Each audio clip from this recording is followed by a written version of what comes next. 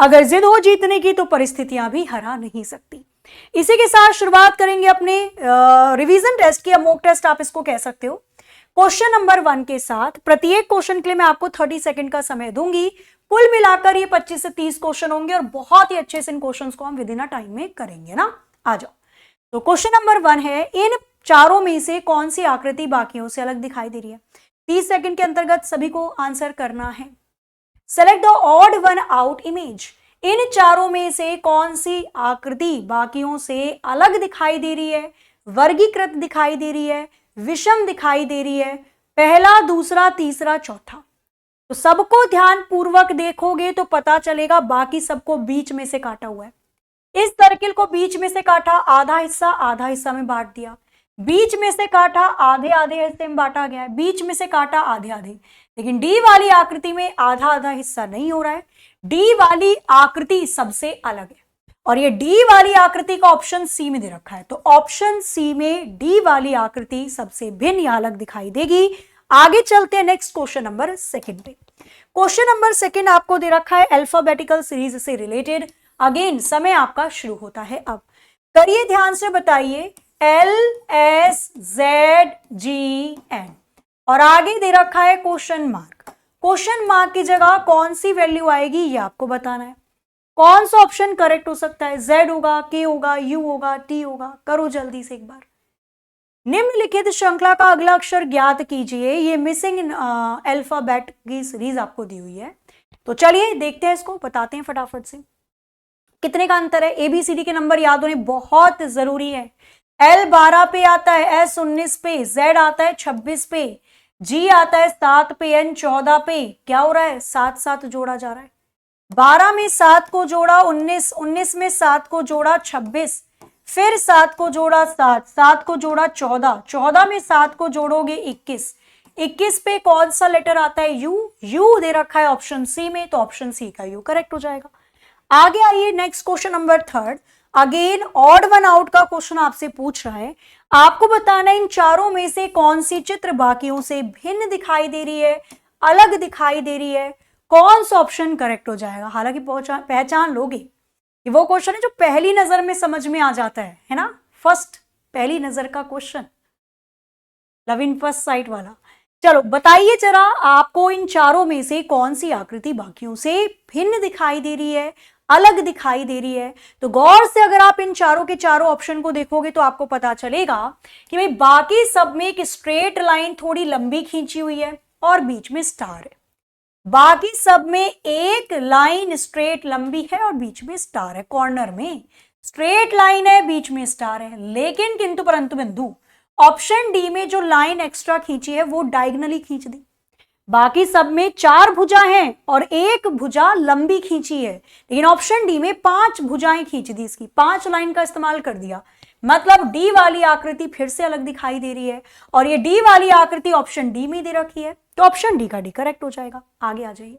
Next question number 4 आपको दे रखा है यहाँ पे, किससे रिलेटेड? तो ये है कथन व निष्कर्ष से रिलेटेड। ऊपर कथन दे रखा है, नीचे निष्कर्ष दे रखा है। 2 कथन है और 2 ही निष्कर्ष हैं। ध्यान पूर्वक पढ़िए और बताइए इसका आंसर क्या होगा। आपका समय क्वेश्चन नंबर 4 का शुरू होता है अब। करो जरा एक बार जल्दी से सॉल्व। सभी सुई पिन है, सभी पिन पत्र हैं। इसका क्या निष्कर्ष निकलेगा? सभी सुई पत्र हैं, कुछ पिन सुई है। क्वेश्चन नंबर 4 के लिए कौन सा ऑप्शन यहां पर बिल्कुल करेक्ट हो सकता है? बताओ इसका आंसर क्या होगा। बनाया जाए? चलो 30 सेकेंड है भाई, 30 सेकेंड तो ले लीजिए पहले, उसके बाद में बताती हूँ इसका क्या हो सकता है। बनाए क्वेश्चन नंबर 4 को। आ जाओ। इसने बोला सभी सुई पिन है, मतलब सुई वाले गोले का सारा हिस्सा पिन वाले गोले में आ जाएगा। कोई दिक्कत परेशानी? कोई भी परेशानी नहीं है। सभी कुछ पिन सुई हैं, पिन वाले नहीं, एक मिनट। इसने बोला सभी सुई पिन है, सभी पिन पत्र हैं, सारे के सारे पिन पत्र में आ जाएंगे। चलो जी, हमने बना दिया इसका वेन डायग्राम। अब चलते हैं इसके निष्कर्ष पे जो ये पूछना चाह रहे हैं।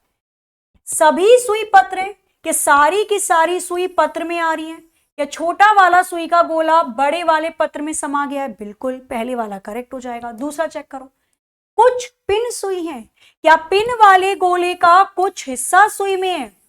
क्या बड़े वाले गोले का कुछ हिस्सा छोटे वाले में दिखाई देता है? डेफिनेटली।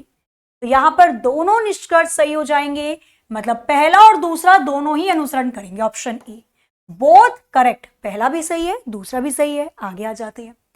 क्वेश्चन नंबर 5 आपके स्क्रीन पर ये रहा, पढ़िए और बताइए। आई थिंक क्वेश्चन केवल इसने इंग्लिश में ही दिया है। चलो आ जाओ। क्वेश्चन नंबर 5 है एनालॉगी से रिलेटेड, हालांकि इसको देना चाहिए था यहाँ पे हिंदी भी, बट चलो कोई नहीं।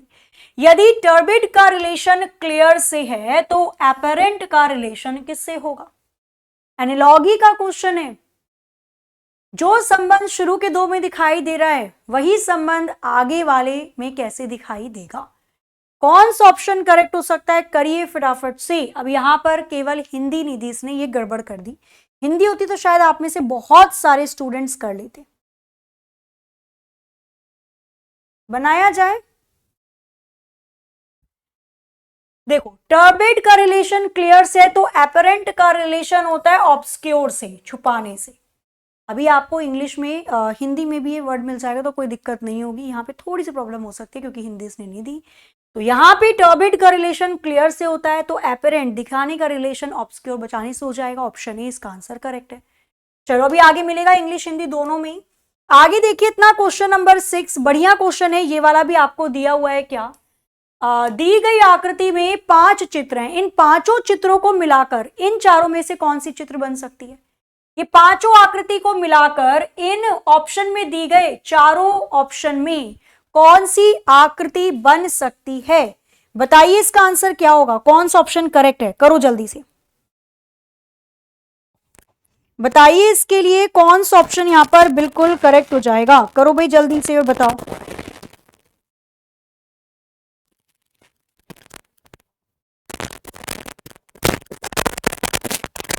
क्या कह रहे हो मैम? टर्बिड का मतलब क्या होता है?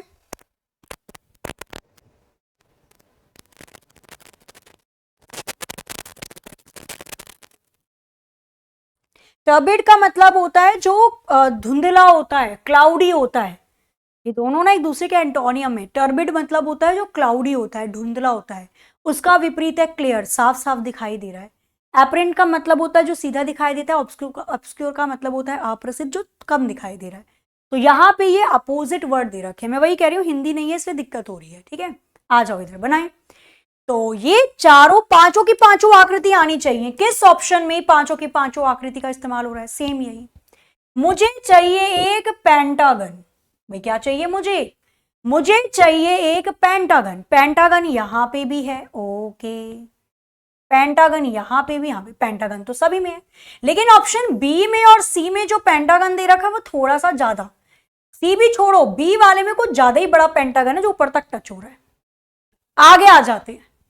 मुझे चाहिए एक triangle, right angle triangle. Right angle triangle यहां पे भी है, राइट एंगल ट्राइंगल यहां पे भी है, राइट एंगल ट्राइंगल यहां पे भी है। तो खैर वैसे कट ही है।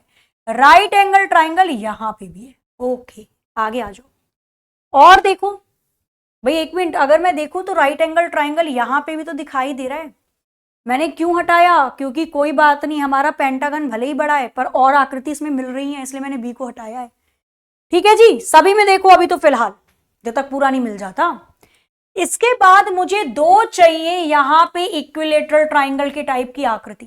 दो चाहिए इक्विलेटरल ट्राइंगल। तो यहां पे तो कोई भी इक्विलेटरल ट्राइंगल ही नहीं बन रहा है। पता नहीं क्या करने की कोशिश कर रहा है। ऑप्शन ए तो नहीं दिखाई दे रहा है यहां पे बनता हुआ। ऑप्शन सी में देखो, ये एक इक्विलेटरल बन गया, बाकी तो और कहीं नहीं दिखाई दे रहा। मैं ऐसे मान सकती हूं कि भैया एक इक्विलेटरल ये बना दिया, एक ये बना दिया और स्ट्रेट वाला ये है। चलो मान लिया, हो गया। यहां पे केवल एक स्ट्रेट ट्राइंगल है और दो दूसरा दिखाई नहीं दे रहा। अब बी में आ जाओ। बी में मैं कह सकती हूं कि इसने एक ट्राइंगल राइट एंगल वाला ये बना दिया नीला, और दो चाहिए थे हमें और एक्स्ट्रा ट्राइंगल इक्विलेटरल टाइप, वो ऊपर बन गए, और एक पेंटागन चाहिए था वो मुझे यहां पे मिल गया। तो अभी जो मेरा आंसर होने की संभावना है वो या तो बी वाली आकृति हो सकती है या तो सी वाली हो सकती है। अब दूसरी चीज और देखो, बाकी तो कट गई। मुझे एक आकृति चाहिए कुछ ट्रेपीजियम टाइप की दे रखी है। अब क्या ऑप्शन सी में बची हुई आकृति ट्रेपीजियम दिखाई दे रही है? कतई नहीं। जो हमने काटा था वही निकला ना, इसलिए मैं कहती पहले पूरा ही देख लेते हैं। लेकिन ऑप्शन बी में जो बची हुई आकृति है वो ट्रेपीजियम दिखाई दे रही है। ये सारी की सारी पांचों आकृति थोड़ा सा चेंजेस करके मुझे ऑप्शन बी में दिखाई दे रही है, बाकी किसी में तो कतई नहीं दिखाई दे रही। ये बी वाली आकृति ऑप्शन डी में है, तो ऑप्शन डी का बी बिल्कुल करेक्ट हो जाएगा। बढ़िया क्वेश्चन था भाई, चित्र से रिलेटेड था। आगे आ जाओ। क्वेश्चन नंबर 7 आपके स्क्रीन पर ये रहा, सामान्य ज्ञान पर आधारित एनालॉजी का क्वेश्चन आपको दिया हुआ है, पढ़िए और बताइए। यदि किसी प्रकार से जापान का रिलेशन टोक्यो से है तो चीन का रिलेशन किससे होगा?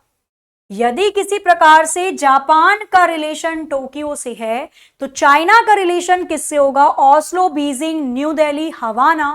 क्वेश्चन नंबर 7 के लिए कौन सा ऑप्शन करेक्ट हो सकता है? करो एक बार जल्दी से बताइए, इसके लिए कौन सा ऑप्शन करेक्ट होगा? तो ये राजधानी है, जापान की राजधानी, जापान की कैपिटल टोक्यो, चाइना की कैपिटल राजधानी बीजिंग। ऑप्शन बी इसका आंसर करेक्ट हो जाएगा। क्लियर है? चाइना में जो ब्राउजर का इस्तेमाल होता है वो बाइडू है।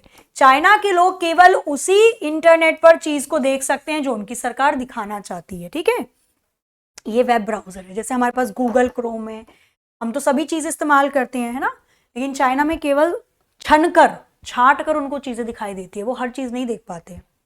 हमें गर्व है, हम भारतीय हैं। आगे आ जाओ। मेज, कछुआ, फर्नीचर तीनों के बीच में कौन सा वेन डायग्राम बनाया जा सकता है? पढ़िए और बताइए इसका उत्तर क्या होगा। मेज, कछुआ और फर्नीचर तीनों के बीच में कौन सा वेन डायग्राम बनाया जा सकता है? क्या सारी टेबल कछुआ है? नहीं। क्या सारे टेबल फर्नीचर में आते हैं? हाँ जी। दुनिया में जितनी भी टेबल हैं सारी की सारी टेबल फर्नीचर का हिस्सा है। दुनिया में जितनी भी मेज हैं सारी की सारी मेज फर्नीचर का हिस्सा है। क्या फर्नीचर का कछुए से रिलेशन है? नहीं। क्या टेबल का कछुए से रिलेशन है? नहीं। कछुए के लिए, टर्टल के लिए अलग सर्किल बन जाएगा। तो जो वेन डायग्राम इन तीनों को दर्शा रहा है वो ऑप्शन बी वाला है। सारे टेबल फर्नीचर हैं और कछुआ इन दोनों से अलग हो जाएगा। ऑप्शन बी 100% सही। आगे आ जाओ। नेक्स्ट क्वेश्चन है कथन धारणा का। बड़ा अच्छा क्वेश्चन होता है, लॉजिकल रीजनिंग का। थोड़ा सोचना पड़ता है, दिमाग पे जोर डालना पड़ता है। ठीक,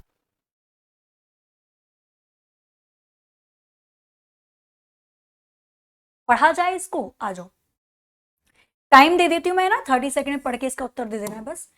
कथन दिया हुआ है, अनीता ने गाढ़े सूप की ओर संकेत करते हुए अपनी मां से कहा, कृपया पंखा चला दें, सूप बहुत गर्म है।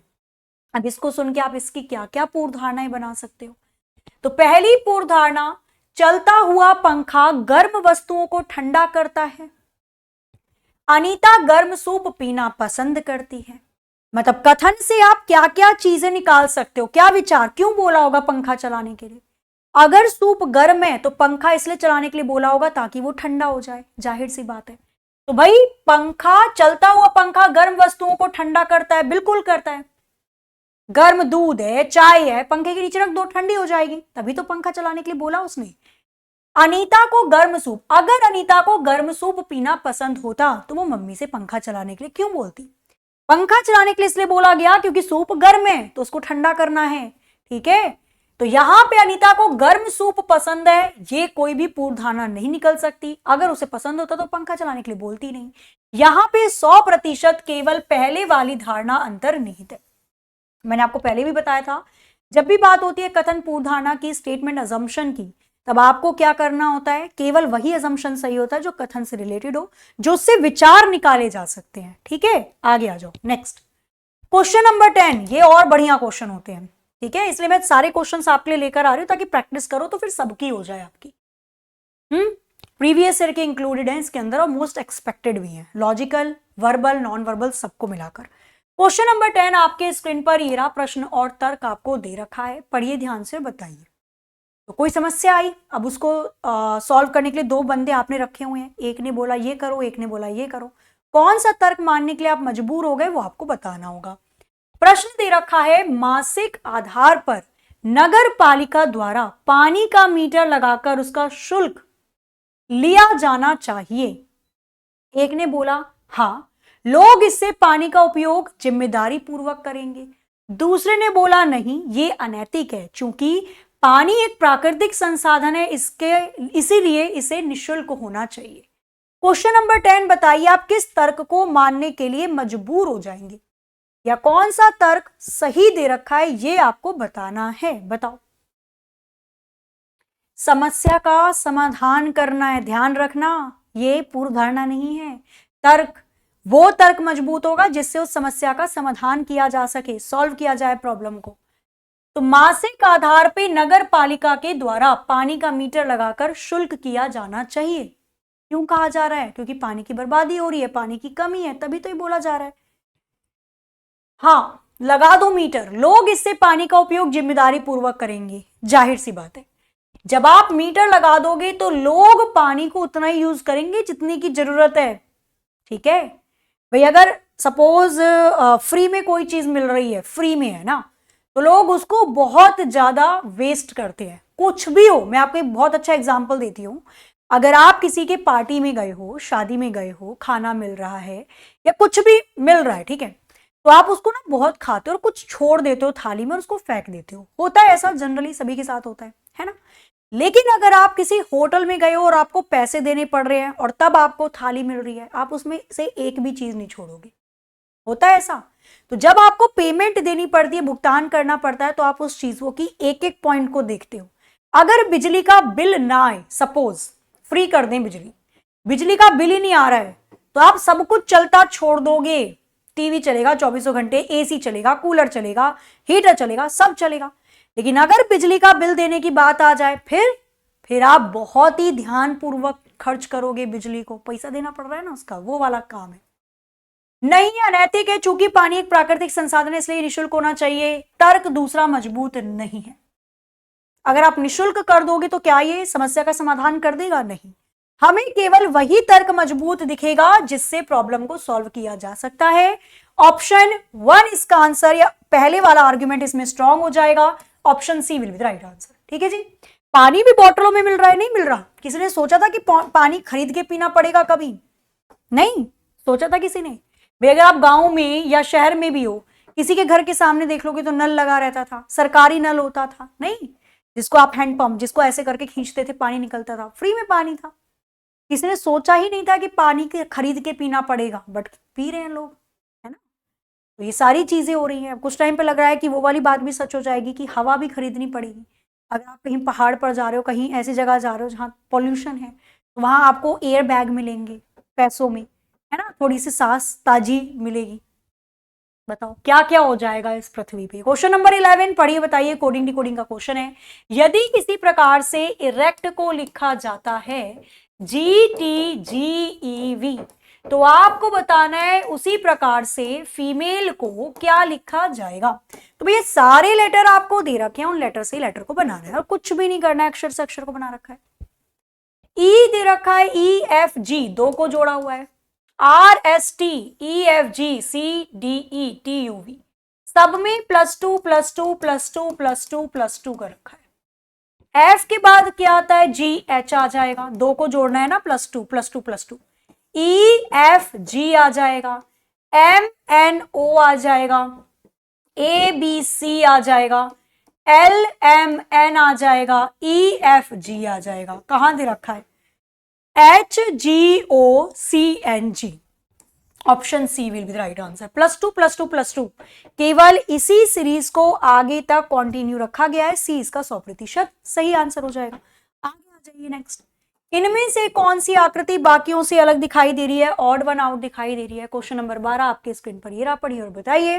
Which of the following picture is different from the others? कौन सी आकृति बाकियों से अलग दिखाई दे रही है? आसान है क्वेश्चन, फटाफट से आंसर बताने हैं। क्या हो सकता है? करो जरा एक बार जल्दी से।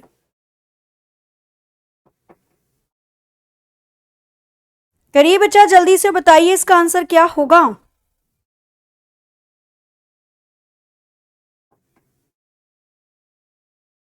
आंसर आना स्टार्ट भी हो चुका है, रुको अभी देखते हैं कौन सा ऑप्शन यहां पर बिल्कुल करेक्ट हो जाएगा। करिए जी और बताइए इसका आंसर।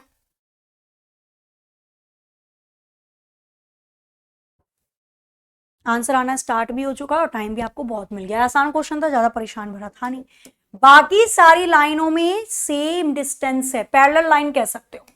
बाकी सभी आकृति में पैरेलल लाइन है, दोनों के बीच में सेम डिस्टेंस है। लेकिन किंतु परंतु बंधु, डी वाली तो चॉपस्टिक बन गई नहीं, जिससे चाउमीन वगैरह खाते हैं। तो भाई बाकी सब पैरेलल लाइन है, लेकिन डी वाली में डिस्टेंस अलग अलग हो चुकी है, इसलिए डी वाली आकृति जो कि ऑप्शन डी में है बाकियों से अलग हो जाएगी। तो देखते पता चल रहा है। क्वेश्चन नंबर 13 पढ़िए और बताइए इसका आंसर क्या हो सकता है। जल्दी फटाफट 30 सेकंड के अंतर्गत। दिशा व दूरी से क्वेश्चन आपको दिया गया है।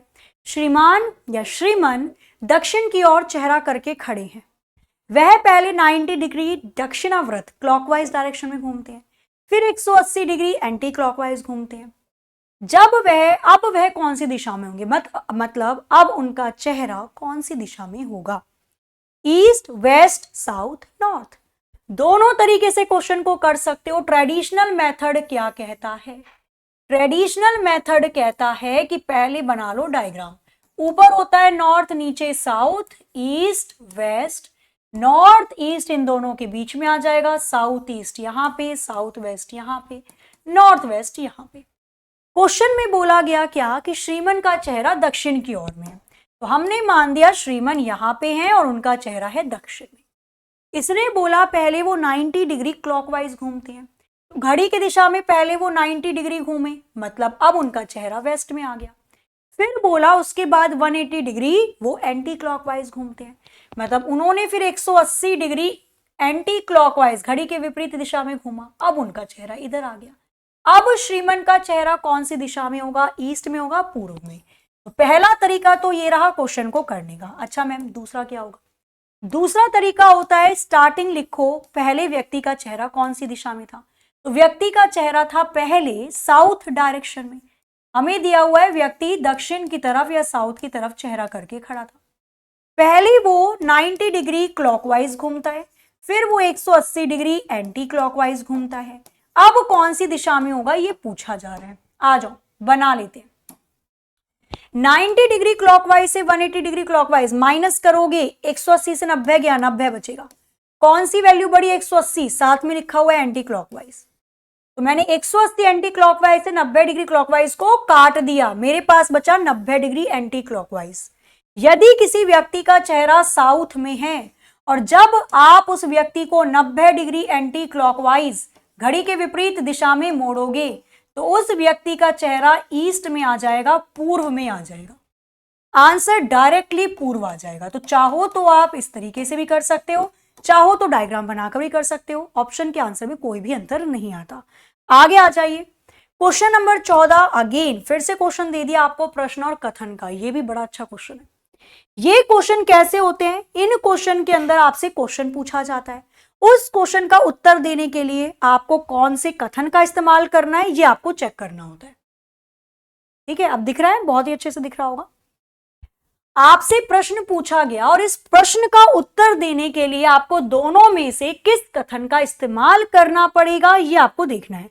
पहले वाले से भी आंसर आ जाएगा, दूसरे वाले से भी आ जाएगा, दोनों को मिला के आंसर आएगा या किसी से भी नहीं आएगा। पूछा क्या गया?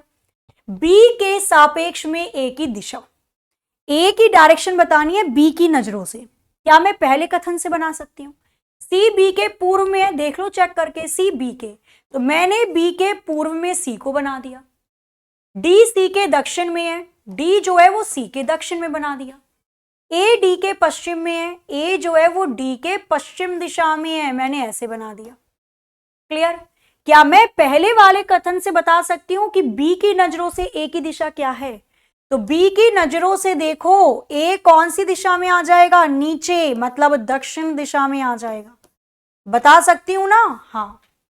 दूसरा चेक करो, सी ए के उत्तर में है, सी जो है वो ए के उत्तर में है, तो ए के उत्तर में मैंने सी को बना दिया। आगे बी सी के दक्षिण में है, बी जो है वो सी के दक्षिण में है, तो सी के दक्षिण में या सी ए के उत्तर में है और बी सी के दक्षिण में है, तो सी के दक्षिण में बी भी है। क्या आप इससे पता लगा सकते हो कि बी की नजरों से ए की दिशा क्या होगी? बताओ जी, दोनों में से किसका इस्तेमाल करके पता लगाया जा सकता है? दूसरे वाले से बिल्कुल नहीं पता लगा सकते। पता लगा सकते हो क्या? हमें तो नहीं लगता। भाई मैं दूसरे वाले से नहीं पता लगा सकती, हो सकता है सी के नीचे ए है तो बी इधर बैठा हो सकता है बी इधर बैठा हो, हमें नहीं पता 100%। तो दूसरे वाले से पता कंफर्म नहीं लगा जा सकता, लेकिन पहले वाले कथन से मैं कंफर्म बी के नजरों से बी के नजरों से ए की दिशा बता सकती हूं। तो अकेला पहले वाले स्टेटमेंट से उत्तर निकाला जा सकता है, दूसरे वाले से नहीं निकाला जा सकता। मतलब अकेला पहला वाला पर्याप्त होगा लेकिन दूसरे वाला पर्याप्त नहीं है। Option D will be right answer. भैया मुझे नहीं पता ना सेकंड वाले कथन से कि बी ए के लेफ्ट में राइट में है, तो हाउ कैन वी नो कि भाई कहां से निकलेगा, लेकिन मुझे पहले वाले कथन से 100% पता चल रहा है। आगे आ जाइए, नेक्स्ट क्वेश्चन आपको दे रखा है, क्वेश्चन नंबर 15।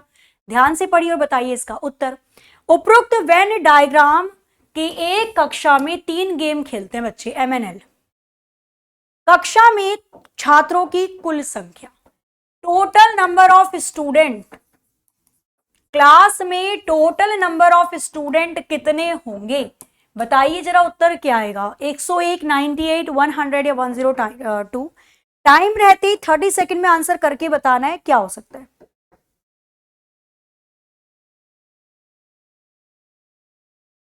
कौन सा ऑप्शन यहां पर बिल्कुल करेक्ट हो जाएगा, करिए जी, बताइए फटाफट से इसका आंसर क्या होगा। आंसर आना स्टार्ट भी हो चुका है, वेरी गुड। कुछ भी नहीं करना है इसमें, सारी संख्या को जोड़ दो, कुछ भी नहीं है। टोटल कितने बच्चे होंगे, जितनी संख्या दिखाई दे रही है टोटल सबको जोड़ दो। मुझे दे रखा है 11, 8, 6, 7, 9, 41, 18, सबको ऐड कर दो। यूनिट डिजिट सबकी अलग है, यूनिट डिजिट पकड़ लेना। 9, 8 और 1 9, 9, 9, 18, 18 और 7 आ जाएगा आपका 27, 7 ही मतलब मान लो। 7 और 6 आ जाएगा आपका 3 और 8 आ जाएगा आपका। सही चल रहे हैं हम, वहीं गड़बड़ हो गई क्या, देखना जरा। 9 और 1 10, 8, 18 आ जाएगा। 18 और 6 आ जाएगा आपके पास 27, 6 आ जाएगा 12 और 8 18 और 1 11। सही है, कहीं गड़बड़ हो गई मुझे ऐसा लग रहा है, क्यों क्यों देखना जरा एक बार। 41 और 9 आ जाएगा आपके पास 50, ठीक है। और कोई संख्या मिलकर किसी के आसपास की बन रही है। 8 और 11 आ जाएगा 19, 6 और 7 मिलकर बना देगा 13, प्लस कर दो 18 को। 9 और 3 12, 2 और 8 10, मतलब यूनिट डिजिट 0 आएगी, हालांकि पहले भी सही आ रहा था। यूनिट डिजिट 0 ऑप्शन सी में दे रखी है भाई, डायरेक्टली दिखाई दे रहा है। क्या बन जाएगा, 8, 9 और 3 12, मतलब 19 को और 13 को जोड़ोगे आ जाएगा 32, 32 और 8 आ जाएगा 40, 40 और 10 50, 50 में 50 को जोड़ेंगे तो 100 ही बनेगा। 100 ऑप्शन सी, सारी संख्या जोड़ दो जितनी दे रखी है, 100 इसका आंसर बिल्कुल करेक्ट होगा। Next question number 16, counting figure का क्वेश्चन आपको दिया हुआ है, बेसिक है। आपको बताना है इस आकृति के अंदर निम्न चित्र में पंचभुज की संख्या, वाह, ना ट्राइंगल पूछा ना स्क्वायर पूछा, आपसे पूछा जा रहा है how many pentagon are there in the given figure. दी गई आकृति में पेंटागन की संख्या कितनी होगी, 10, 8, 12, 4। पेंटागन किसको कहते हैं, 5 भुजा वाला, जिसकी 5 साइड होती हैं, पेंटागन कहा जाता है उसे। क्वेश्चन नंबर करिए 16 और बताइए इसके अंदर कितने पेंटागन दिखाई दे रहे हैं, बताओ जरा एक बार फटाफट से। बन रहे हैं, देखा जाए, आ जाओ चेक कर लेते हैं। 5 भुजा वाला बोल रहा है, कैसे बनाया जाएगा।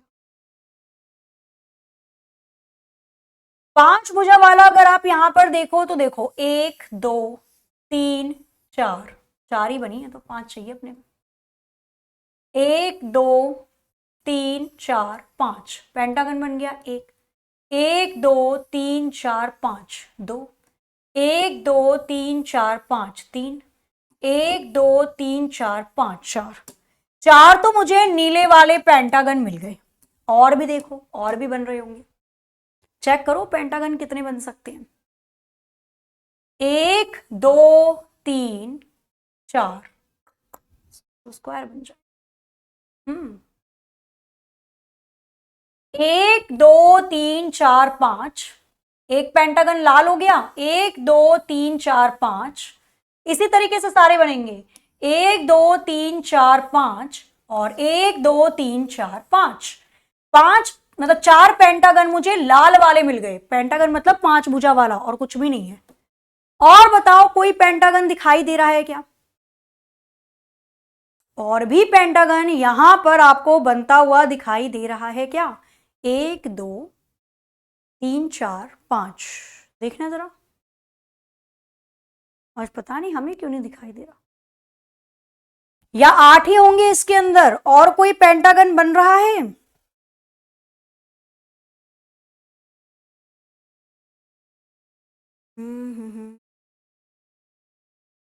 क्या और कोई पेंटागन बनता हुआ यहां पर दिखाई दे रहा है? बताओ जरा, कुछ दिख रहा है तो। अगर मैं ऐसे चेक करूं भाई 1 2 3,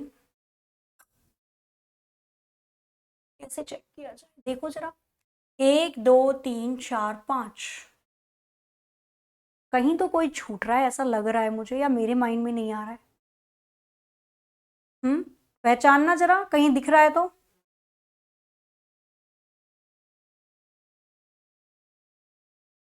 निकल रहा है किसी का? 12 12 12 आ तो रहा है। देखो भाई कोई सा छूटा हो, क्योंकि मुझे लग रहा है बनेगा, बट कहाँ बनेगा? या 8 ही होंगे इसके अंदर।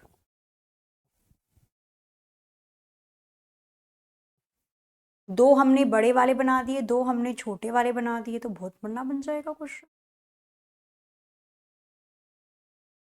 हमने बड़े वाला गिन लिया, हमने ये वाला गिन लिया 1 2 3 4 5, ये वाला काउंट कर चुके हैं हम ये वाला काउंट कर चुके हैं 1 2 3 4, 1 मिनट रुकना, 1 2 3 4 5 काउंट तो हो चुका है ये वाला। 1 2 3 1 2 3, देखना जरा कोई सा पॉइंट रह रहा है जहां तक मुझे लग रहा है। मेरे को लग रहा है फिर दूसरे क्वेश्चन पर ही जाना पड़ेगा। 12 बार आ रहा है, शायद मेरे माइंड से निकल रहा होगा कोई पेंटागन इसका। 12 12 आएगा मैम, 12 आएगा मैम, 12 आएगा। हाँ मेरे को लग रहा है मेरी माइंड से कोई सा पॉइंट निकल रहा होगा इसका। देख लेना, चेक कर लेना एक बार, ठीक है? ओके, एक बार चेक कर लेना, कोई सा बन रहा होगा, शायद निकल रहा हो मेरे माइंड से ही,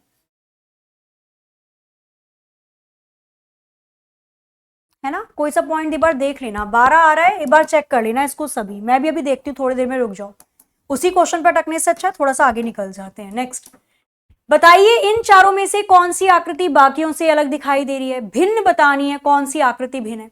तो बाकी सब में स्प्रिंग दे रखी है, डी वाले में स्प्रिंग नहीं है, ये तो डायरेक्टली हो जाएगा। डी वाली आकृति ऑप्शन ए में दे रखी है। अभी देखेंगे पेंटागन, आई नो 12 आ रहे हैं, चेक कर लेंगे भाई, हो सकता है हमसे मेरे से छूटा है। आगे आ जाते हैं, क्वेश्चन नंबर 18 है ना, एक में अटकने से अच्छा है उससे आगे चलो, पीछे वो माइंड में काम कर रहा है, थोड़ी देर में आ जाएगा। क्वेश्चन नंबर 18, इन चारों में से कौन सा ऑप्शन बाकियों से अलग है? Parrot, vulture, eagle, hawk. ये इसने हिंदी नहीं टाइप करी भैया, चलो कोई बात नहीं। इन चारों में से कौन सा ऑप्शन अलग होगा? क्वेश्चन नंबर 18 के लिए कौन सा ऑप्शन बिल्कुल सही हो सकता है? इन चारों में से कौन सा ऑप्शन बिल्कुल सही होगा? करिए फटाफट से, बताइए इसके लिए कौन सा ऑप्शन यहां पर आपको सही दिखाई दे रहा है। हाँ हाँ हाँ हाँ हाँ, देखो मैं वही कह रही थी ना, माइंड में चल रहा है, अपने आप आ जाएगा। देखो हमने सारे गिन लिए थे, 4 4 हो गए थे हमारे। चार कहां तक हो गया था मामला? 1 मिनट, 1 मिनट रुकना ना, बस पिंक वाले हटा दो। यहां तक हो गया था ना हमारा मामला सेट, कि भाई 4 हो गए लाल वाले, 4 हो गए नीले वाले। अब यहां पर एक देखना, 1 2 3 4 5, 4 बने हरे वाले, मतलब पेंटागन का एक हीरा। 1 2 3 4 5, पेंटागन एक और बना। आगे 1 2 3 4 5, 1 2 3 4 5, ये भी तो 5 5 भुजा है भैया। अंदर की तरफ देखो, 1 2 3 4 5 ऐसे बन रही है आकृति, मतलब 4 आकृति हरी वाली भी बनी। टोटल कितने हो जाएंगे? 4 4 8 4 12, ठीक है। बीच वाले तो रह ही गए थे, बीच वालों पर थोड़ा ध्यान ही नहीं दिया, वो तो बाद में आप लोगों के कमेंट भी पढ़े मैंने सोचा 12 इतने लोग कर रहे तो होएगा ही, है ना। तो 12 देखो, 4 हो गए नीले वाले, 4 हो गए लाल वाले, 4 हो गए हरे वाले, ध्यान है। इस तरीके से आप देख सकते हो। अगर मैं नीले वाले की बात करती हूं तो ये देखो 1 2 3 4 5 ऐसे 4 4 बनेंगे, ये पेंटागन है। अगर मैं लाल वाले की बात करती हूं तो लाल वाले में कैसे है 1 2 3 4 5, लाल वाले ऐसे 4 बनेंगे पेंटागन। और एक और सॉरी हरे वाले जो मैंने बताया, हरे वाले में 1 2 3 4 5, हरे वाले 4 बनेंगे इस तरीके से, लाल वाले 4 बनेंगे, नीले वाले 4 बनेंगे। तो 4 तिया 12, टोटल 12 ही पेंटागन आएंगे। ठीक है, हो गया ना। इसलिए मैं कहती हूं कि जब भी थोड़ा क्वेश्चन आपका अटक जाता है तो डेफिनेटली थोड़ा सा आराम करना है आपको, और उसके बाद क्योंकि वो पीछे काम कर रहा होगा उस पर फंसना नहीं है।